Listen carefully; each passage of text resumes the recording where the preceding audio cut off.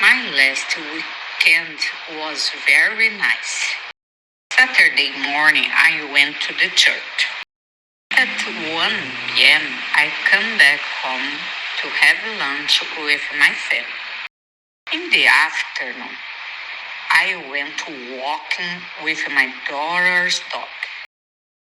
She was very happy and excited because she loves walking. Sunday was very calm. I stayed home, did chores like cooking, clean. But in the afternoon, I went walking again because it was very beautiful and pleasant.